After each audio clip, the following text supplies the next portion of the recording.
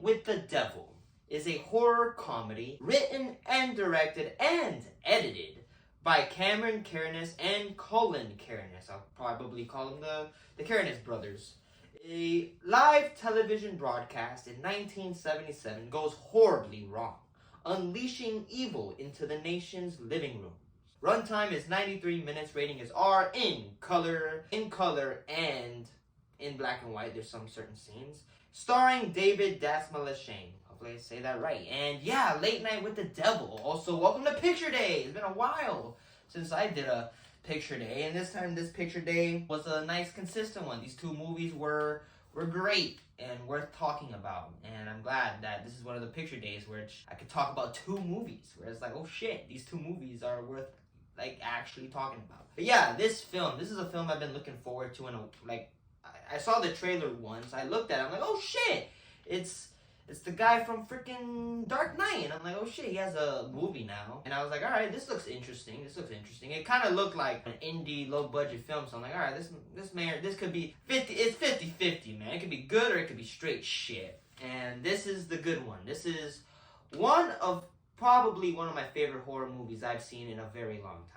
This film, first off, it sparked something I didn't expect. It sparked a thing I didn't know I wanted, which is a talk show horror movie. A horror movie that just takes place in a 1970s talk show and where shit goes wrong. And it is so good. It is incredible. First off, it's like we are watching a talk show in 1970. It looks practically identical to what, let's say, if you look a Johnny Carson if you look at a Johnny Carson talk shows back in the day, it just looks like that. It looks perfectly like it was from the 70s, and it works so well for this kind of movie. And also just having a first lead that I've seen from this guy of David Dasmalchian, and he's been around for years. I've seen him in many movies. I mean, he's done Nolan movies like The Dark Knight. He was in Oppenheimer, and he also did Denis Villeneuve movies. He was in frickin' Prisoners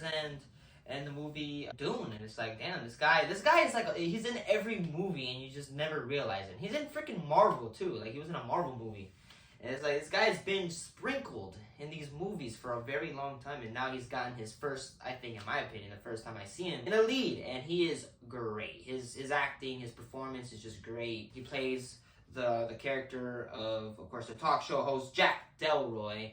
And the story is that he recently lost his wife, and I know his ratings aren't the greatest. He's competing with Johnny Carson. He gets his ass whooped every time. He gets this story of a woman who wrote the book of Talking with the Devil, and he sees it like he's like, all right, this might bring my show to finally get the ratings that he wants. His performance is just great.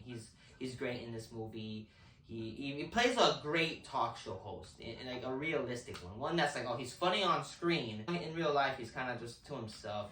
He's doing his shit, but he's not like a comedic guy without the cameras. But on camera, the man's like freaking incredible. But it's just interesting seeing him in off camera, where it's like this is his real shit. And man, he's great in this movie. He's a great actor. He's always shown it through the years of his movies, but he finally gets his lead, and he really just pulls it off, man. He really takes this film and makes it something bigger, and he really makes the film, and he's great, and it's awesome seeing him in a lead, and he's just great. He's a gre's actor.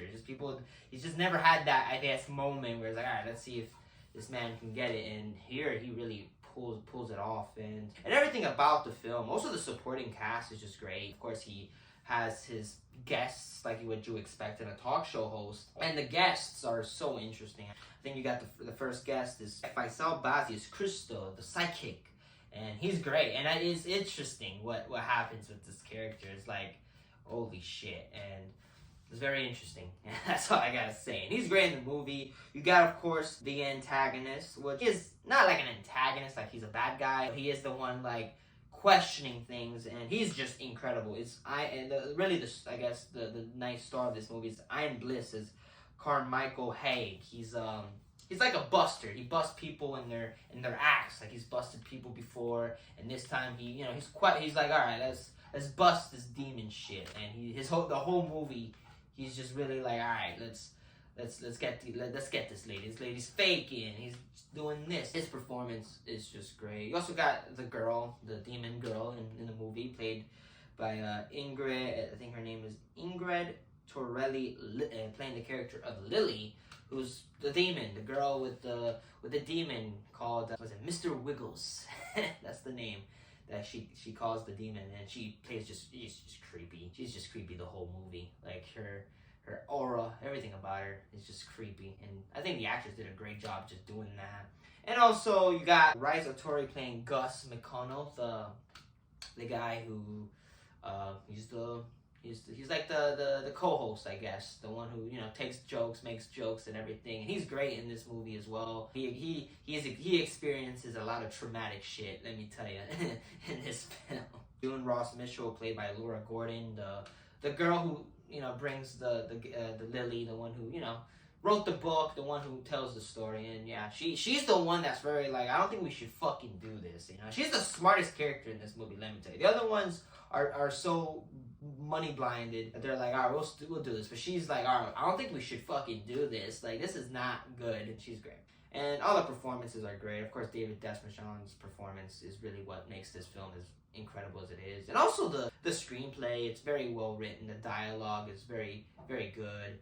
The cinematography, man, is just great. Of course, DP is Matthew Temple, and it's just well shot. It looks like a talk show host in the 1970s, and it is just, that is how it is in the whole movie. The whole movie is just a talk show, and when they go on break, they switch to black and white, which is a very interesting, and where it's like you're watching a documentary from 1970s, and it's interesting, and it's just very well shot. Cinematography is incredible. It looks perfect. It looks just like a talk show host, and everything, even the editing by the three of them, man, they wrote, directed, and edited this film. That's a first. Like, I think the only person I know that's done that is like Robert Rodriguez or something. He would write, direct, and edit his films, and he would even shoot it too. Like, Robert Rodriguez is a fucking freak, man.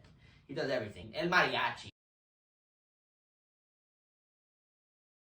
he pretty much did most of the shit there. It's great. It's very well edited. Everything works very well. It goes by like a flash. Costume designing by Steph Hook is just great. Everything looks great. Everybody, all the clothes, even like the guests, they like when they have their like outfits, it's like 1970s. It feels like it. And also the talk show host looking like the most 70s talk show host ever. It's just great. Everything about this movie is incredible. The horror is just great. It's not like it's on your face where it's like fucking boogie woogie, you know what I mean? It's very like, it's great. Like it eases itself in, and it feels so real. Like, it doesn't feel fake. The only thing I could say that's fake is like when like the scenes where it's like electricity's happening, where it's like, this shit doesn't look real. It looks fake as hell. Other than that, everything looks great. Production design is great too. I mean, by Otelio Stolfio, it's great. The sets look awesome, and I really freaking love Late Night with the Devil. This is a movie I would want to see again with some friends. This film is still in theaters. By like the next 2 weeks, I'd love to be like, hey, I'll call my friends up and like, let's watch a scary movie and then show them this. Because I mean, no disrespect, man, the horror movies that's been coming out have been not the greatest. But this is one of the horror movies where I really want to be like, let's go fucking see this. Let's watch this movie and get pumped up to see it, because it's just incredible. The performance by David is just great, and this movie's awesome. I really love Late Night with the Devil.